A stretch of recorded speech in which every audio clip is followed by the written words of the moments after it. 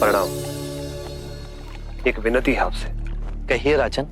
पिछले कई दिनों से मेरे स्वप्न में मेरे पिताश्री आ रहे हैं।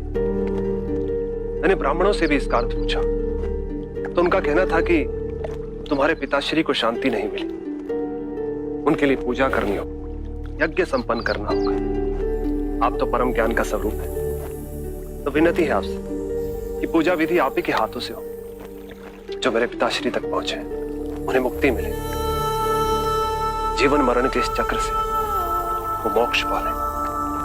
अवश्य राजन।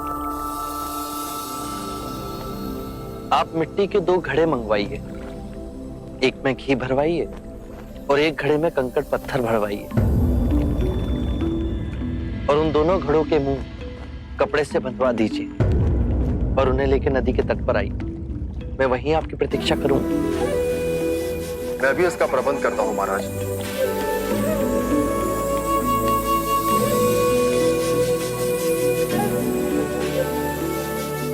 महाराज, अब आप इन दोनों घड़ों को पानी में डाल दीजिए।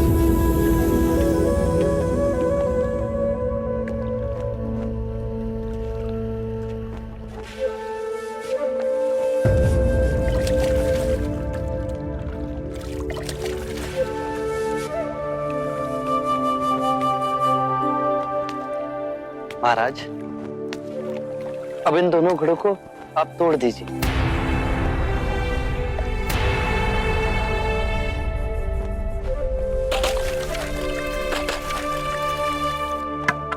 महाराज, अब आप ध्यान से देखिए कि ऊपर उठ पानी पर तैरने लगा।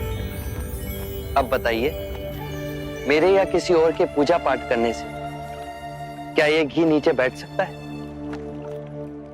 असंभव।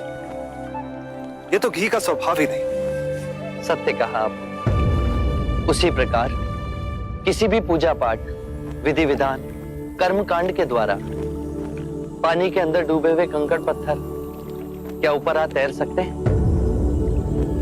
नहीं बुद्ध, ये तो प्रकृति के नियम के विरुद्ध है। तो हम प्रकृति से भिन्न कैसे हुए? हम भी तो प्रकृति का ही रूप है। सत्य कहा बुद्ध। एक सत्य ये भी है राजन, यदि हमारे पूर्वजों ने अपने जीवन काल में कंकड़ पत्थर बोए, दुष्कर्म किए, तो वो स्वाभाविक ही कंकड़ पत्थर की तरह नीचे बैठ जाएंगे। और यदि उन्होंने अपने जीवन काल में सत्कर्म किए तो स्वाभाविक ही घी की तरह ऊपर आ तैरने लगेंगे। जो बोएंगे वही काटेंगे। परंतु इस शरीर रूपी जीवन काल में ही नहीं, अपितु इस शरीर रूपी जीवन काल के पश्चात वाली यात्रा में भी हम जैसे कर्म करेंगे वैसा ही फल मिलेगा। अब बताइए, इस प्रकृति के नियम को कोई पूजा पाठ, कर्म कांड, विधि विधान, यज्ञ हवन मिटा सकता है? राजन, मैं भी इसको नहीं बदल सकता। केवल अच्छे कर्म ही मनुष्य की मुक्ति का द्वार खोलेंगे।